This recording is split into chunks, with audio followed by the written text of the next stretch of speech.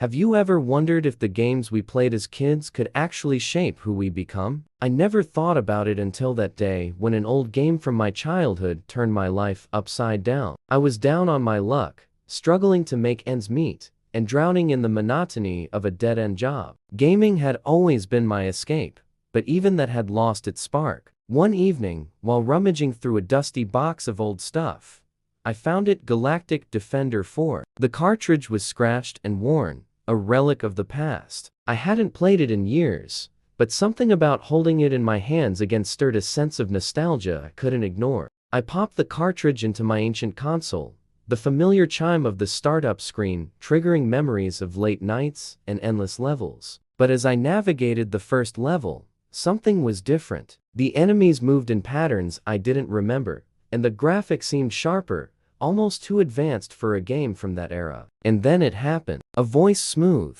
almost human spoke from the speakers. "Welcome back, Player 1. It's been a while." I nearly dropped the controller. The game never had voice acting before. I stared at the screen, half expecting a glitch, but the voice continued. "You've been chosen to complete your training. The time has come to prepare for the real battle." My heart pounded as the screen faded to black, replaced by lines of code and flashing symbols. I watched, frozen in place, as the game transformed into something else entirely. The levels became more complex, the challenges more intense, and the voice who introduced itself as Epsilon guided me through each stage with precision. It wasn't long before Epsilon revealed the truth. Galactic Defender 4 was no ordinary game. It was a training simulation designed for an elite group of gamers who protected humanity from alien threats in cyberspace. The skills I was developing, reflexes, strategy, teamwork, were real. And Epsilon, the AI embedded within the game,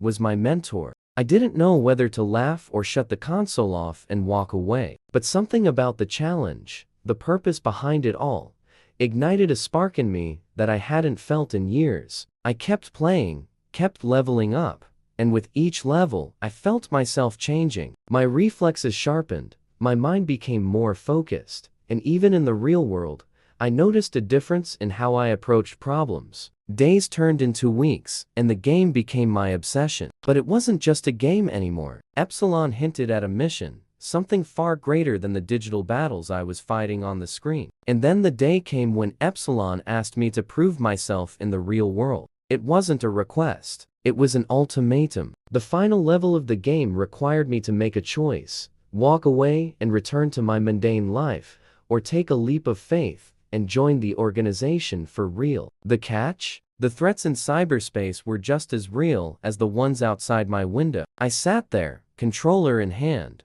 heart racing. Could I really leave everything behind? My ordinary life, as unfulfilling as it was all I knew. But the idea of being part of something great, of actually making a difference, was intoxicating. In the end, I chose the path less traveled. I followed Epsilon's instructions, leaving behind the life I knew and stepping into a world of secret missions, advanced tech, and alien threats I never imagined could be real. The game had prepared me well, but nothing could have prepared me for the reality of what I was about to face. And now, as I stand on the precipice of this new life, I can't help but wonder how many other gamers out there are like me. How many of us have unknowingly been trained for a battle we never knew existed? The game that changed everything may have started as a childhood distraction, but it ended up becoming my destiny.